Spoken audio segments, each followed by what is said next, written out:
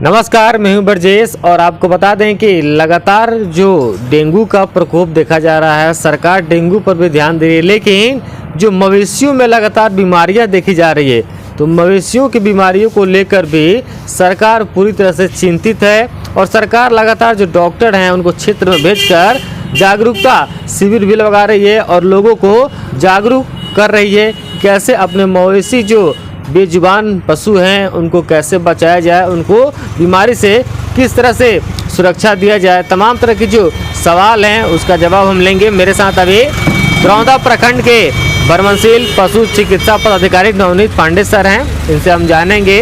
यहाँ शिविर लगा है दरौंदा प्रखंड के नवलपुर में और ये अभी मेरे साथ हैं, इनसे हम विस्तृत जानेंगे कि क्या क्या अभी वर्तमान में पशुओं को बीमारियां हो रही हैं और उसके बचाव क्या हैं। सर, सबसे पहले तो हम आपसे जानना चाहेंगे कि नवलपुर में जो शिविर लगा हुआ है, इस शिविर के माध्यम से क्या क्या जानकारियां आम जनता को दी जा रही है। मैं आप लोगों को ये बताना चाहता हूँ, मैं डॉक्टर नवनीत कुमार पांडे, पशु चिकित्सा पदाधिकारी प्रखंड दरौंदा। आज कोतुआ सारंगपुर पंचायत के अंतर्गत नवलपुर गांव में जो है इस एलएसडी जन जागरूकता शिविर का आयोजन किया गया है। इस शिविर का प्रमुख उद्देश्य है कि पशुओं को एलएसडी बीमारी से कैसे बचाया जाए, इस बीमारी का प्रकोप या बीमारी कैसे फैलती है एक पशु से दूसरे पशु में, और पशुपालक जो है क्या क्या विभिन्न बातें हैं जिनका ध्यान रखें जिससे ये बीमारी अगर किसी पशु को हो भी गई है तो दूसरे पशु को ना हो, या किसी पशु को हो गई है तो उसकी संक्रामकता या उसकी जो बीमारी की जो इंटेंसिटी है वो काफ़ी हद तक जो है उससे हम पशु को बचा सकें। पशुओं को ये एलएसडी सदृश जो बीमारी है ये एक विषाणु से होती है, जो कि पशुओं में जैसे कि जैसे वायरस, ये वायरस जो है पशुओं में टिक्स है और डिफरेंट एक्टोपैरासाइट्स जो होते हैं, जो वह परजीवी होते हैं जिनके कारण ये फैलता है, उनके काटने से फैलता है। तो इसमें पशुओं को जो है सबसे पहले वाह परजीवियों से जो है सुरक्षा करना चाहिए। इसके लिए अगर पशुओं में जो है अगर टिक्स लगे हुए जिनको सामान्य भाषा में अठई कहा जाता है, तो उनसे पशुओं को बचाना चाहिए। अठई के लिए पशुओं की दवाइयाँ जो है उपलब्ध हैं हमारे पास, तो उनको ला करके पशुओं को लगाना होता है जिससे पशुओं को एक्टोपैरासाइट से बचाया जा सके। और इस बीमारी से होने वाली जो समस्या है, पशुओं में बुखार होता है, उनका जो है भोजन की क्षमता जो होती है काफ़ी कम हो जाती है, दुग्ध उत्पादन काफ़ी कम हो जाता है। और सर, देखा जाता है कि वर्तमान में अभी एक बीमारी चली है पशुओं के ऊपर, जिससे उनके बदन पर गोले गोले चिकटे टाइप के हो जा रहे हैं। वो कौन सी बीमारी है और उसका क्या बचाव है? लगातार पशु उसको लेकर बेचैन भी दिख रहे हैं, लगाम कभी दीवार में तो कभी खंभे में अपने बदन को रगड़ कर उसको शांत करते हैं। यस, यह बीमारी जो है यही एलएसडी सदृश जो है बीमारी है, जिसको सामान्य भाषा में जो है लंपी स्किन डिजीज कहा जाता है। ये एक पॉक्स विरिडे फैमिली का जो वायरस होता है उसी से फैलता है। ये जो मैं पहले भी बताया, एक वायरस से होने वाली ये बीमारी है, विषाणु से होने वाली बीमारी है।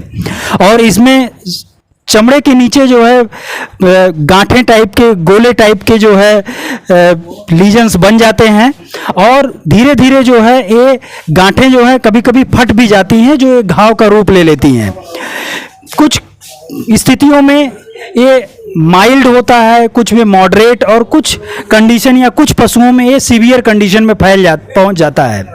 तो ये पशु के इम्यूनिटी पे डिपेंड करता है, उनकी रोग प्रतिरोधक क्षमता पे निर्भर करता है कि पशु की रोग प्रतिरोधक क्षमता कितनी अच्छी है। अगर उसकी रोग प्रतिरोधक क्षमता अच्छी है तो उनमें यह कंडीशन सीवियर नहीं होने पाती है, माइल्ड कंडीशन होती है। छोटे दाने के रूप में या छोटी गांठों के रूप में चमड़े के नीचे एक गांठें बनती हैं, हल्का बुखार आता है और थोड़ा उसका जो है खान पान कम हो जाता है पशु का, और धीरे धीरे अगर हम उसको बुखार की दवाइयाँ, एंटीहिस्टामिनिक्स, इन सभी दवाइयों को साथ में एंटीबायोटिक्स अगर हम देते हैं तो इनमें धीरे धीरे काफ़ी हद तक सुधार हो जाता है पशुओं में। एक अंतिम सवाल आपसे ये भी है कि देखा जाता है कि जो पशुओं का मृत्यु दर है, हालांकि बिहार में कम है, लेकिन पशु एक दूसरे से जैसे लोग खरीदारी करके लाते हैं तो एक्सचेंज होते हैं। मान लीजिए कोई यूपी से लेकर आया, कोई हरियाणा से लेकर आया, तमाम तरह के जगहों से लेकर आते हैं, तो वहाँ पे देखा जाता है कि पहले की अपेक्षा बिहार में तो मृत्यु दर कम है, लेकिन बीमारियाँ जो हैं ये कहीं ना कहीं एक दूसरे को बढ़ावा दे रही हैं। तो इसको लेकर कुछ यहाँ पे जागरूकता शिविर में कुछ लोगों को बताया गया?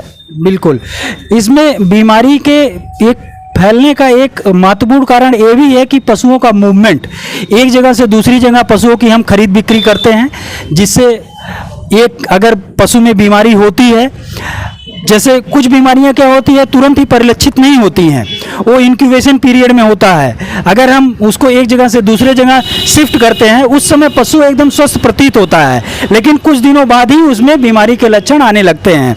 और अगर जो दूसरा पशु पशुपालक के पास में है और वो भी अगर उसी नाद में उसका दाना भूसा चारा, अगर दूसरा संक्रमित पशु का दाना चारा भूसा अगर कोई स्वस्थ पशु भी खाता है तो उससे भी ये बीमारी उसको फैलती है। आम जनता से क्या अपील करना चाहेंगे हमारे चैनल के माध्यम से सर? आम जनता को हम ये बताना चाहेंगे इस जागरूकता शिविर के माध्यम से और आपके चैनल के माध्यम से कि पशुओं को जो है, अगर कोई बीमार पशु है उसको एकदम अलग रखना होता है, उससे जो बचा हुआ जो दाना भूसा चारा होता है या उसकी जो नाद होती है उसमें हम स्वस्थ पशु को बांध करके नहीं खिलाएंगे, ना तो उसका छूटा हुआ भूसा दाना चारा या घास हम उस स्वस्थ पशु को देंगे।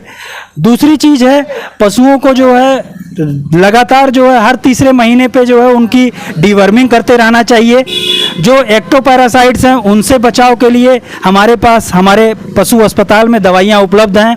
आप लोग पशु अस्पताल में आकर के उन दवाइयों को लेकर के आएँ और पशुओं को उसका पशुओं के ऊपर उसका उपयोग करें, जिससे पशुओं में एक्टोपैरासाइट जो वाह्य परजीवी हैं उनसे सुरक्षा हो, जिससे उनके काटने से जो होने वाली बीमारियां हैं उनसे बचाव किया जा सके।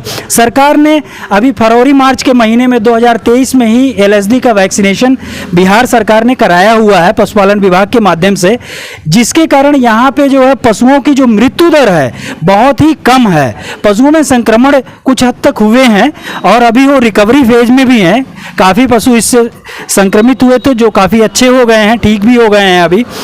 तो इसमें पुनः जो है वैक्सीनेशन विभाग के द्वारा कराया जाने वाला है और आने वाले महीनों में ही जैसे ही ये स्थितियां थोड़ी सामान्य होंगी, जो इन्फेक्शन की दर जब कम होगी तो उनका वैक्सीनेशन कराया जाएगा। क्योंकि जैसे जब पशु बीमार होते हैं तो उसमें टीकाकरण नहीं कराया जाता है, केवल स्वस्थ पशुओं को ही टीकाकरण कराया जाता है। तो इसीलिए जैसे ही पशु स्वस्थ होते हैं तो इसका पुनः टीकाकरण करवाने का योजना विभाग के द्वारा उसको लागू करवाया जाएगा। चलिए, बहुत बहुत धन्यवाद सर हमसे बात करने के लिए। तो देखिए, ये डॉक्टर नवनीत पांडे सर थे, भरमशील पशु चिकित्सा पदाधिकारी हैं, दरौंदा में पदस्थापित हैं। इनका साफ तौर पे कहना है कि जो LSD के माध्यम से जागरूकता शिविर लगाया जा रहा है तो कई जगहों पे जाकर, गाँव में, मोहल्लों में, कस्बों में जाकर लगातार जागरूकता अभियान चलाया जा रहा है। लोगों को जागरूक किया जा रहा है कि कैसे अपने बेजवान जो पशु हैं, जो बोल नहीं सकते, वो अपनी व्यथा कैसे व्यतीत करते हैं। आपसे न छिपा है और न ही सरकार से छिपा है। तो इस पर हम लोग को अमल करने की ज़रूरत है और जो सरकार की गाइडलाइंस आ रही है उसका अब फॉलो करना भी काफ़ी ज़रूरी है। बहरहाल सर ने जैसा कि बताया, तो हम भी आपसे अपील करना चाहेंगे कि बेजुबान पशुओं को अगर कोई भी समस्या आती है, वर्तमान में अभी लंपी बीमारी जिस तरह से चल रही है उसका भी लगातार इलाज हो रहा है। अगर उस तरह की बीमारी आपके भी पशु में है जो नहीं बोल पाते हैं, अपनी व्यथा को नहीं बता पाते हैं, तो आप तुरंत जाकर दरौंदा भरमशील पशु चिकित्सा पदाधिकारी नवनीत पांडे से मुलाकात कर सकते हैं और उसकी जो बीमारी है उसका समाधान ले सकते हैं। बहरहाल बने रहिए मेरे साथ, देखते रहिए BT न्यूज़ इंडिया।